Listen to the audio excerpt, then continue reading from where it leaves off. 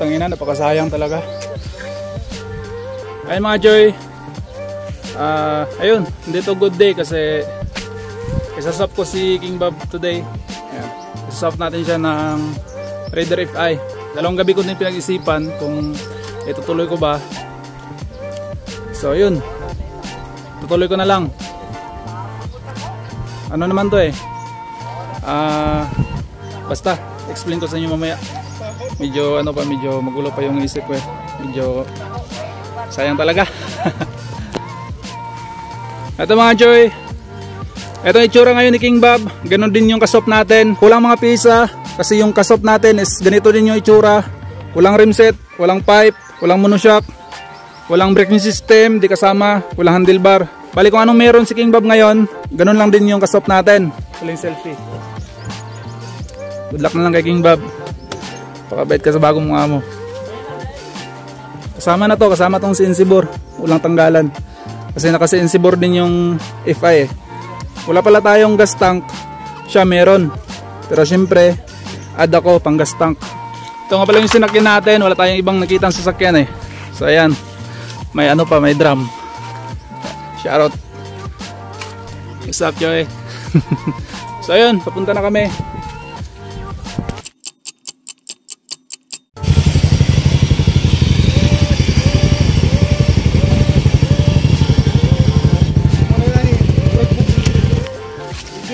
Alright mga Joy. Dogs. Ngayong hapon. Hinabulan.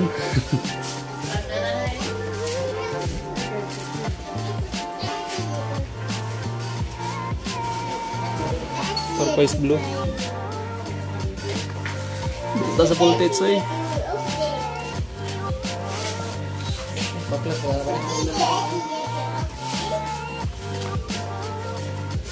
CNC buktay.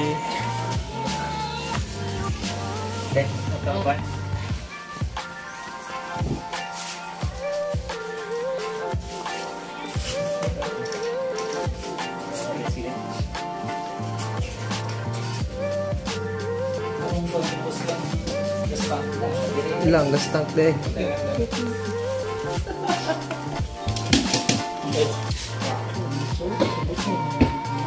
Buktay. So ayun mga Joy, nakita na natin yung unit. Nilabas pa kasi merong bata sa loob. Try namin panda rin. Ito ba natang botcho kay sabar ba ka na?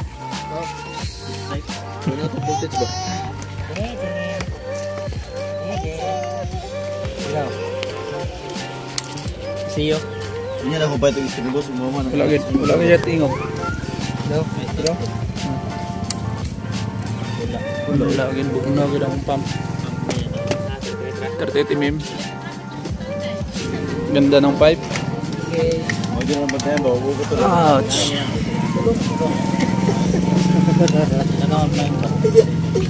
Mileage.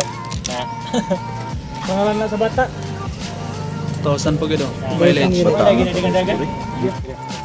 Tinagana yung fuel pump. Kaya namin tanggalin.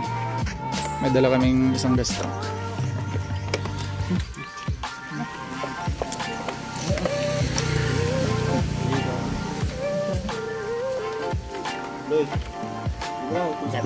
Ganda ng pipe mga Joy, pero di yan kasali. Gusto niya kapag kasama yung pipe, wala akong babaklasin sa kay King Bob. Yung sa kanya, ganito yung itsura, walang rimset, walang braking system, tapos kasama pipe. Maganda sana yung offer, kaso lang baka hindi na ako makasali sa show ng mga 2 taon. Pwede naman pero kulang yung pesa. Then non-pro lang naman tayo, so August na yung pipe natin. So soon, baka kaya natin yan. Soon. Oops. Ayan, kinabit na yung dala naming gas tank nga dyan. Ito. Fuel pump yun. Yes. Ito na. Fire.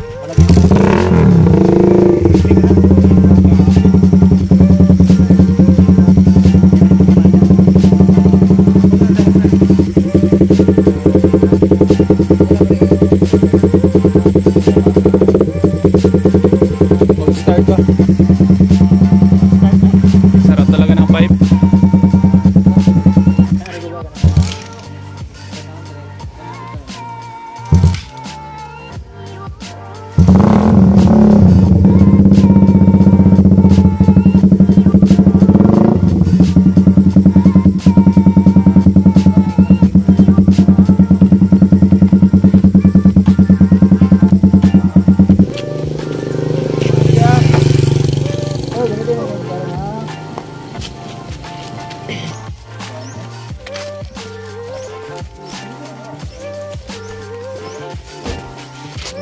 ang bangki.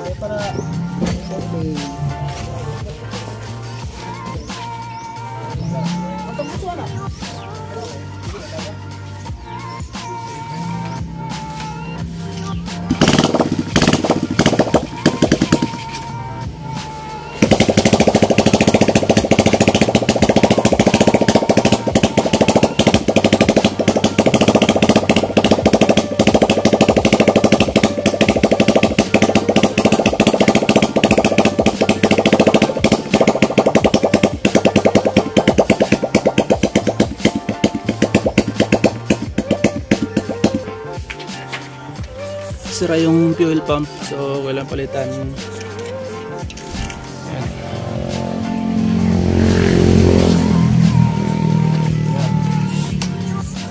Right, medyo masakit pero goods lang.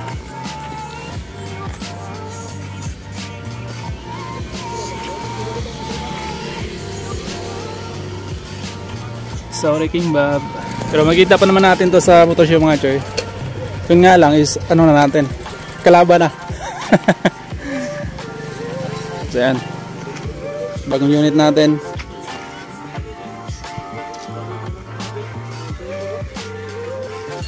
Bye.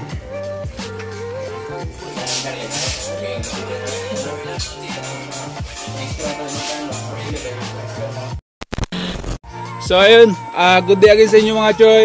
So gabi na namin na iuwi yung bagong motor natin. So ayun mga choy, kinabitan kagad namin ng mags tsaka braking system para mapatakbo kagad, matisting. So dito sa akin tong braking system na to, sa trupa natin to. So ayan, cable, handlebar, kinabit na. Then, so ayan, naka-stock mags. Sa trupa din natin yan. Yung pipe ni King Bob dati, nakalkal. So ayan mga choy, all goods naman yung takbo. Maayos naman, wala namang problema. Sobrang smooth. Then, yan, ito yung pinaka-looks, ang bagong King Bob. So, upgraded lang to na King Bob mga choy. Ganun pa rin yung pangalan. Same lang para di natin malimutan si King Bob, syempre. Ito nga pala yung mileage. Ayan. So, 2,000 plus pa lang mga choy. Sobrang bata pa. 2021 model din pala to mga choy. 2021 nakuha. So, yan. Ilang beses ko na rin to nakakasabay sa motor show mga choy. So siguro mga 4 times na. So ayun, naka-FI na tayo ngayon. Pero sayang talaga si King Bob. Pero all goods pa rin mga choy, ayos lang. Di naman tayo lugi dito pagdating sa unit. Pero sa pyesa is medyo lugi tayo ng konti. Siguro mga below 20k yata yung lugi ko sa pyesa. Pero goods na yun mga choy. Kumbaga yun na yung add natin. Kasi din ako nag-add ng cash dito. Street swap lang pero lamang ako sa pyesa. So mga pyesa na andon na wala dito, yung wave outer tube, inner tube na naka-extension, yung MSD, yung switch natin na Daytona, then syempre yung carbon fairings, mahal din yun eh. Pero yung si King Bob mga choy, wala yung gas tank, so nag-add na lang ako ng cash para sa kanyang gas tank. Tambak din to sa kanila eh, ilang buwan to hindi napaandar. Wala pala to starter ngayon, walang switch, pero nagana na mga choy.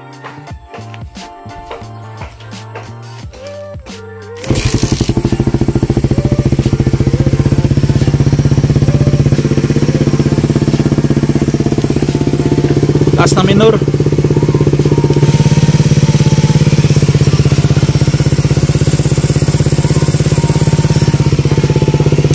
Ayun, tahimik pa ng makina. Batang bata pa kasi. Ayan, naka 38mm na throttle body. Pitch bike ata to. Kulay itim. Si Insibur. Then naka ano na rin, track bed paint yung crankcase. Then naka radiator, race power, naka hose na rin, na Samco. Then ano pa ba?